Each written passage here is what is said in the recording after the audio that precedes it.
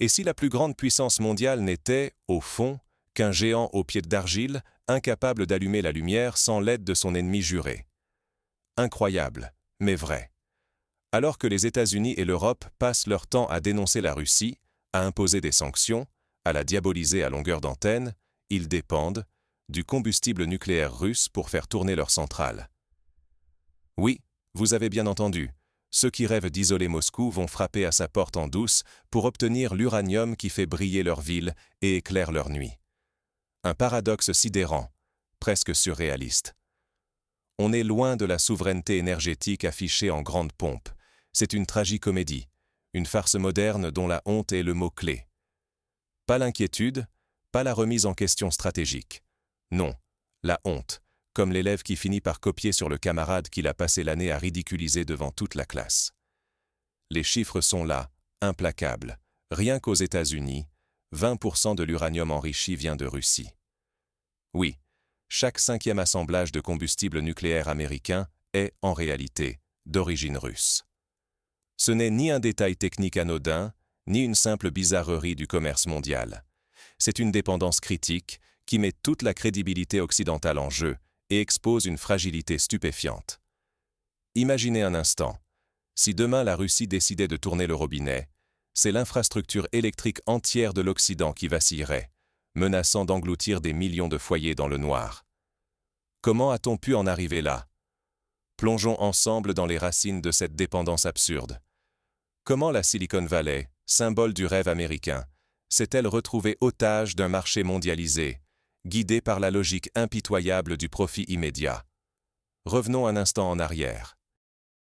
Les États-Unis, c'était le Manhattan Project, la première bombe atomique, la toute première centrale nucléaire au monde, un pays pionnier, symbole d'innovation, capable de conquérir la Lune et de nourrir des millions de foyers grâce à la fission de l'atome. Mais en quelques décennies, l'Amérique a laissé filer cette souveraineté chèrement acquise. Pourquoi? La réponse tient en un mot: capitalisme. Pourquoi investir dans des usines coûteuses pour enrichir l'uranium localement, embaucher des spécialistes, maintenir une infrastructure nationale robuste, quand il suffit d'acheter du combustible prêt à l'emploi, moins cher, venu de l'étranger? Pourquoi se compliquer la vie quand le marché mondial propose des solutions magiques à bas prix?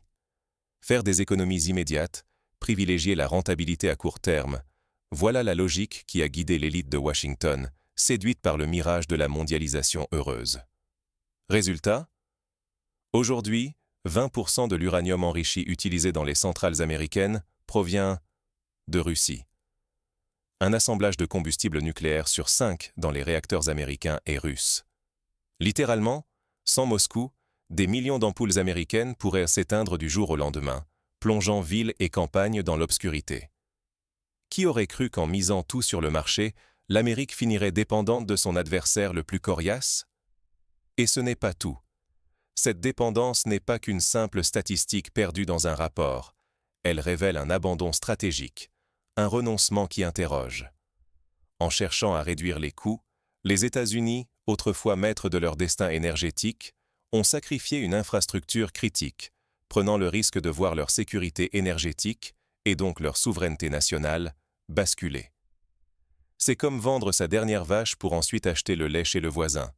On économise sur l'entretien, c'est vrai, mais le jour où le voisin ferme la porte, tout s'effondre. Est-ce vraiment une stratégie digne d'une superpuissance? Et il ne s'agit pas seulement d'un problème américain. Les Européens, eux aussi, ont suivi le même chemin, délaissant leurs propres capacités au profit d'importations russes. L'Allemagne, la Belgique, la Hongrie, tous ont cédé aux sirènes de la facilité.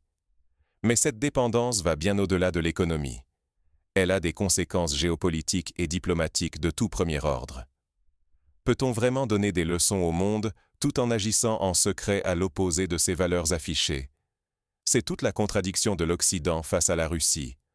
Officiellement, on sanctionne, on condamne, on fait la morale sur toutes les tribunes. Mais en coulisses, on continue d'acheter du combustible nucléaire russe comme si de rien n'était, comme si la cohérence n'était qu'un détail. Les États-Unis eux-mêmes, qui exigent que l'Europe rompe avec l'énergie russe, continue d'acheter du combustible à Moscou. C'est l'hypocrisie à l'état pur. On ferme les yeux sur ses propres dépendances tout en pointant du doigt celles des autres. Qui est dupe? Sans doute plus grand monde. Prenons la France. Pays qui aime se présenter comme la championne de l'indépendance énergétique grâce au nucléaire, citant en exemple sa filière et son parc de réacteurs. Pourtant, environ un quart de son uranium enrichi provient directement de Russie. Oui, un quart. L'Europe entière partage cette dépendance, mais personne n'ose l'avouer ouvertement. Il y a une sorte de honte silencieuse, de malaise diffus, qui traverse les capitales occidentales. C'est un secret de Polichinelle. Tout le monde sait, et chacun sait que tout le monde sait. Mais on continue à faire semblant, à jouer la comédie du détachement.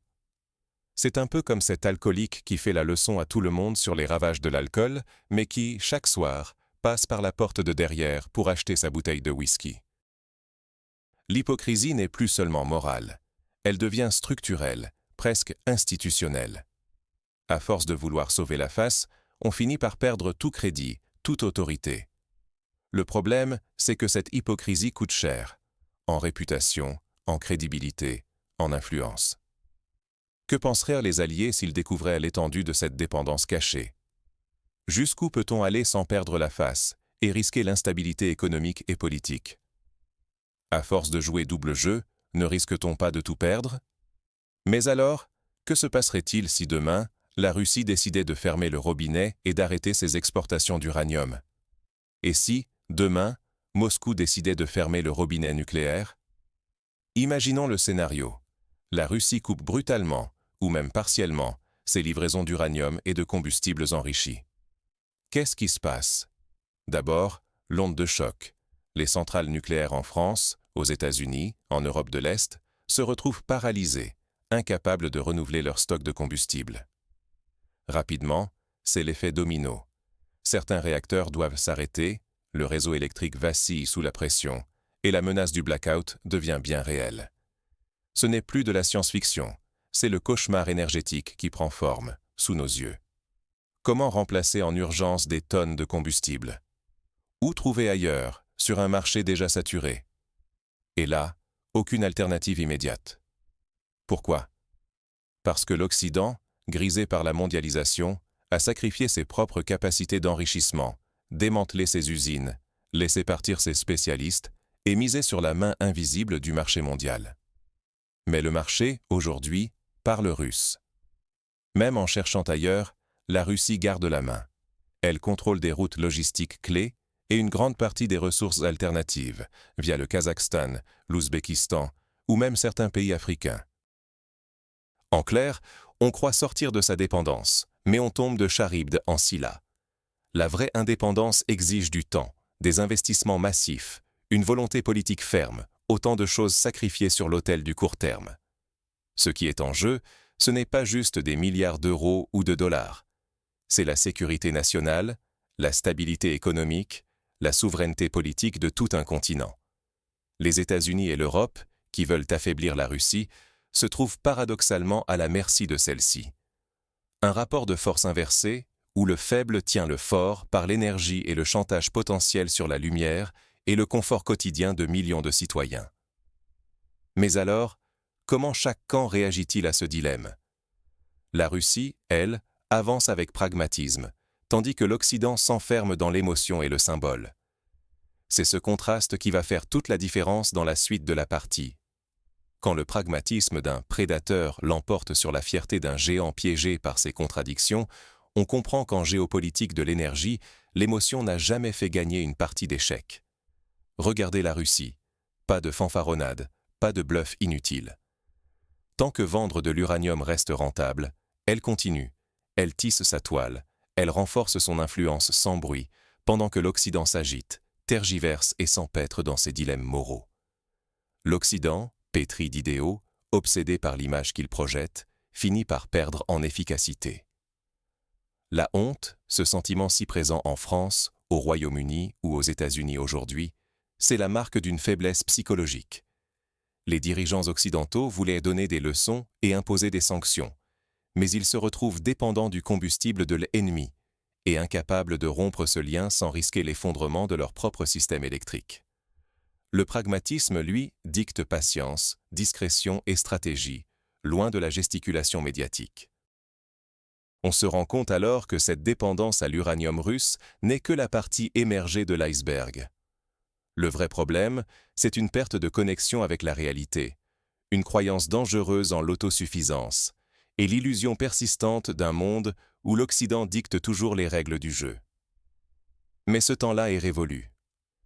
L'unipolarité américaine touche à sa fin, et ne pas tirer les leçons de cette crise, c'est s'exposer à de nouveaux chocs, à des humiliations stratégiques encore plus profondes, et à une perte d'influence globale.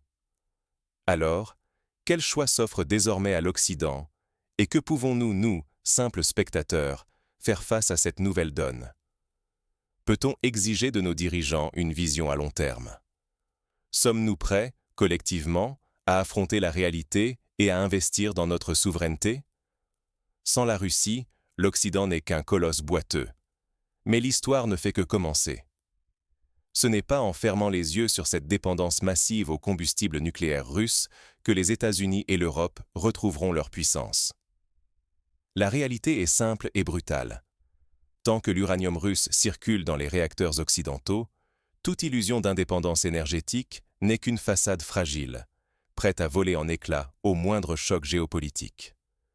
Ce n'est pas seulement une question de ressources, mais d'aveuglement stratégique et, avouons-le, d'une forme de honte qui ronge l'Occident de l'intérieur. Comment espérer inspirer le reste du monde si l'on dépend à ce point de ce que l'on prétend combattre?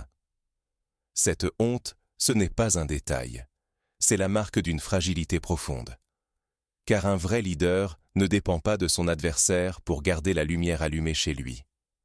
Pourtant, à force de diaboliser la Russie tout en lui achetant son uranium, l'Occident s'enferme lui-même dans une contradiction qui grignote sa souveraineté, sa crédibilité et sa sécurité. On parle de milliards d'euros, de la stabilité économique, de la confiance dans le progrès et, en filigrane, de la légitimité des élites politiques. Refuser de regarder la réalité en face, c'est accepter de s'affaiblir un peu plus chaque jour. Combien de temps cela pourra-t-il durer? Il faut une prise de conscience collective, une lucidité nouvelle. Ignorer la vérité ne fera qu'aggraver la dépendance. Mais reconnaître la situation, c'est déjà commencer à reprendre le contrôle.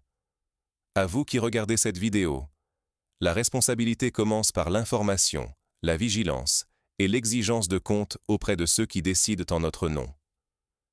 Que fera l'Occident, piégé dans ses paradoxes? L'histoire s'écrit maintenant, et la suite dépendra de notre lucidité et de notre courage à changer de cap, à regarder l'avenir en face, sans faux semblant.